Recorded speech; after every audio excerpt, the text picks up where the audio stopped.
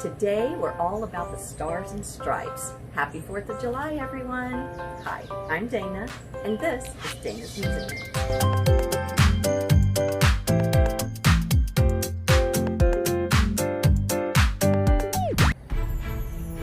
So I live in a small town in Texas, and you'll find a lot of patriotic people here. Sadly, I can't say the same for a lot of the country right now, but for us here in my town, we do love to celebrate 4th of July. You'll see our flags out. We decorate with the red, white, and blue because we are celebrating Independence Day. So on this day in 1776, the 13 colonies claimed their independence from England. So July 4th, 1776 was the birth of our American independence. And then just one little last thing, if you come outside, out back, I just have this cute little banner out by my pool. So now let's head into my music room for lesson 10. We're going to look at the B chord inversions and progressions, and we'll also take a look at my circle of keys, if you remember that from a past lesson. And then I'm going to teach you a part of Katy Perry's Firework, because perfect for 4th of July. And at the very end of our lesson, I'm going to play our Star Spangled Banner for you. So let's go.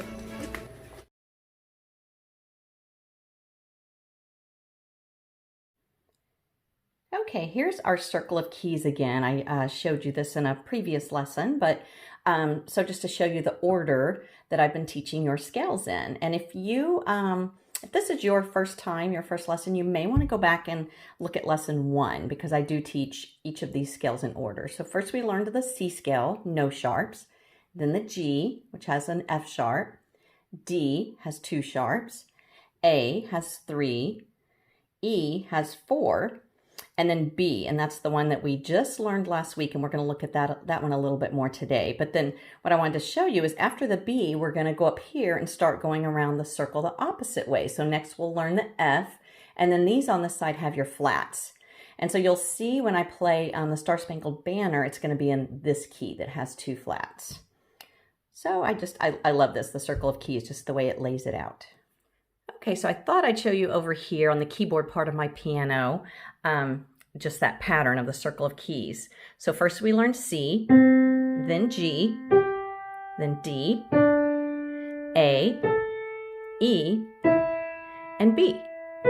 And then when we go to the other side where we learn the flats, then it'll be F, B flat, E flat, see how it goes back down, A flat, D flat. So I thought that was just kind of cool to show y'all.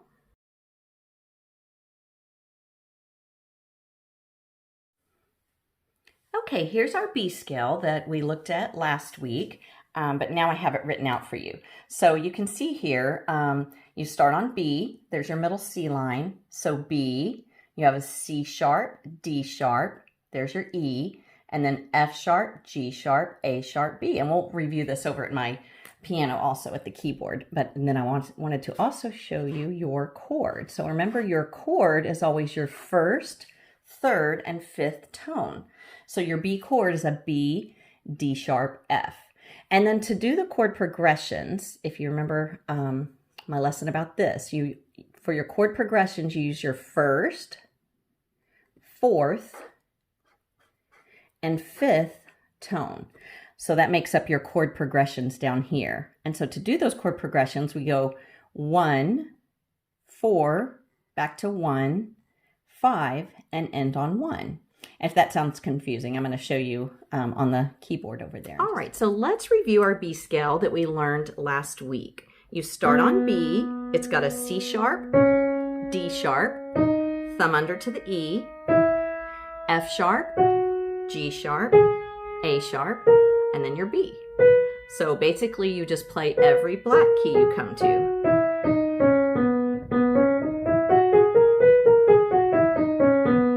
And then our B chord was the B, D sharp, F sharp. And this really, I think, is the easiest way to play it is with finger 1, 2, and 3, because there is such a wide, space between our thumb and our second finger. It just feels, to me, it feels more awkward doing it 1, 3, 5.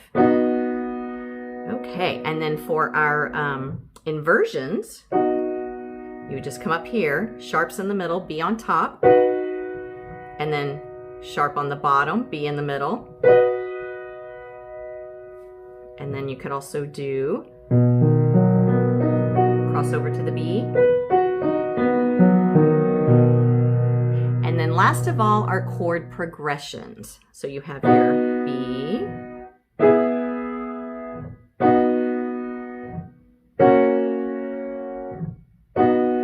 whoops, I changed fingers there. And then try it with your left hand too.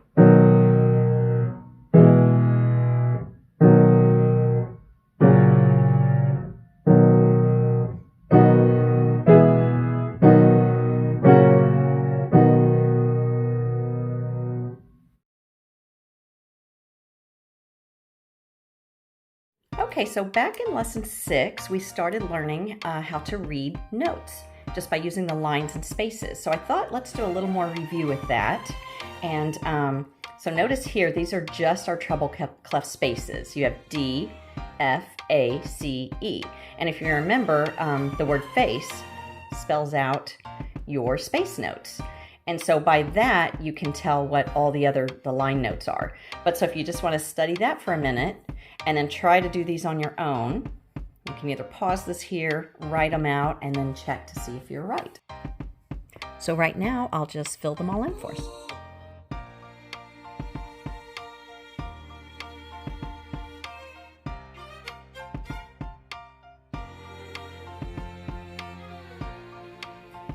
Okay, then you can check yourself to see if you're right. Now, for the line notes, you can use every good boy does fine to help you remember what those line notes are. But I really just like learning F-A-C-E because that's just the one thing you have to remember. And then if you know that this second space is an A, then you know that that's a B. But really, you do it any way you want. So right now, if you want to try to fill that in, and I'm gonna fill them out for you.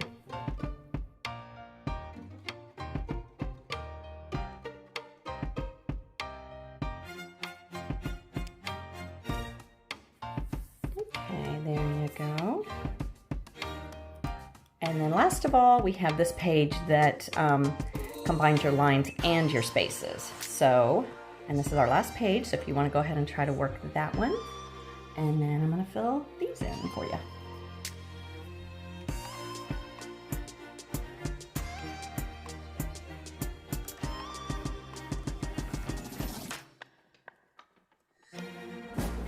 Alrighty. If you get a chance, let me know in the comments below how you did, if you got them all right. Okay, now that we've reviewed those treble clef notes again, how to read them, I thought I'd come back to Twinkle Twinkle Little Star and let you try to read them for yourself. So I'm just going to get you started. That first note is a middle C. Whenever it sits below the staff with a line through it, it's your middle C. So go ahead and see if you can try these. Oh, before you start though, notice we're in 4/4 time and we have eighth notes. So the two together, 2 eighth notes together will equal 1 count. So 1 and 2 and 3 and 4. So go ahead and try that, and then I'm going to play it for you also. So there's your C, G, steps up 1 note to the A. Okay, and then if you remember your F, A, C, E, then that would be an F, 2 of those. Steps right down to the E. Okay, and then your next line, remember we have our G line.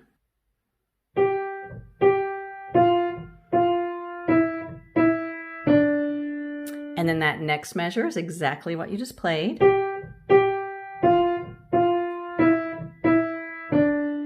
And then I wanted to show you something new. So if you ever see a D, C al fine, and that's short for da capo al fine, and da capo literally means the head. So you go back to the head or the start of the piece until you get to the fine, and fine just means, that's where we get our word finish from. It just means the end. So you go back to the beginning and you play until you see the fine. So this is actually the end of the piece. Okay, so after you've done this, you just repeat it. Okay, let's do a quick review of your C chord progression with your left hand, because that's what we'll be playing in Twinkle Twinkle Little Star. So you have your C, your F, and we're going to use the G7 instead of the G for this. So you may want to just practice going back and forth, and then let's look at it on our piece. Okay, so notice right here you have a C chord, C, E, G, then it changes to an F chord, C, F, A. Back to C chord, F chord, C chord, here's your G7, there's your B, and then your F and your G. Okay, so now let's put that all together.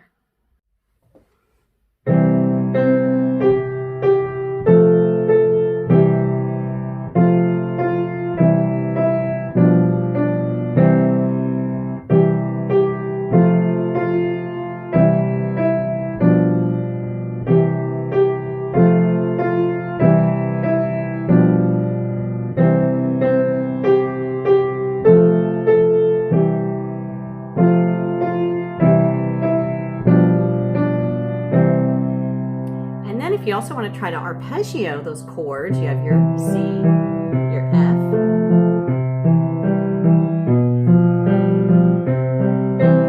now I switched it up there. Instead of going this way, you can also go like this.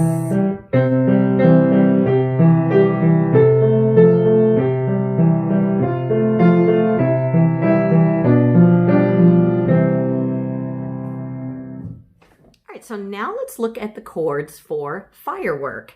This song, just so you know, has 4 flats. We have not learned any scales with flats yet, but that's coming. But having 4 flats, it means you're going to be on a lot of black keys. So this first chord is an A flat. So it's just your A flat, C, and E flat. And we're in 4/4 time, and you're just going to do that through the whole first measure. 1 and 2 and 3 and 4 and. And then our left hand, oh good, okay, our left hand is going to play the A flat here, and it's a whole note, so just hold it through the whole time. 1 and 2 and 3 and 4 and. Our second chord, your left hand is just going to move down 1 note to the G flat. Your right hand, this is a G flat chord, and it's just all 3 black keys. And you do that, 1 and 2 and 3 and 4 and. So you're going to want to practice going from this chord to this chord. The next one, your left hand just steps down to the F. Right hand, and this is actually an an F minor, so it's F, A flat, C. And then the very last chord, you're going to jump up here to a D flat. Right hand is going to play A flat, D flat, E flat. Now the only difference here is this very last note moved from E flat to F. So it'll go 1 and 2 and 3 and 4 and. And there you go. You just keep playing those 4 chords over and over. So this is your introduction.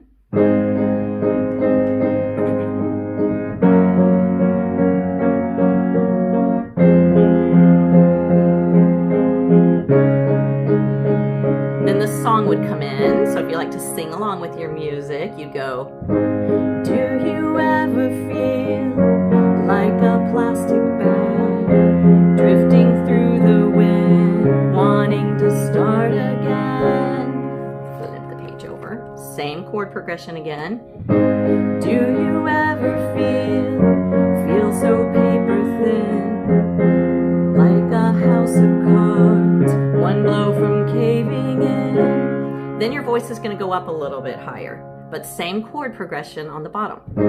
Do you ever feel already buried deep, 6 feet under screams, but no one seems to hear a thing? Do you know that there's still a chance for you? Anyway, so it keeps going on like that. And then maybe I'll go ahead and teach you a little bit of the chorus, even though it's going to be a little bit trickier. So that very ending would go, you just gotta ignite Okay, so for the next part, you're gonna hit an A flat and an E flat. And if this is just way too much for you, just, you can fast forward through to the end of the lesson, and then down the road later, you could come back in and try to do this part. So you're just gonna hit A flat and E flat, 1 and 2 and 3 and 4 and. Now the right hand's gonna just go from C to B flat on every other note. So next measure, just your left hand moved from the A flat to the B flat, and now we're going to go from D flat to C. Now left hand stay on the E flat. Now you're going to do an F. Right hand is B flat to A flat. Right hand does the same thing, but left hand does an E flat and a D flat. Now you just repeat all of that again, except your right hand does octaves. And if that's way too hard, just stick with doing what we just did. But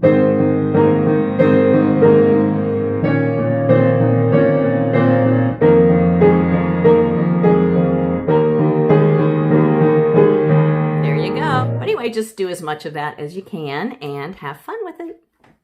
Okay, so now let's look at the Star Spangled Banner. And like I said earlier, it's in the key of B flat major, which means it does have 2 flats.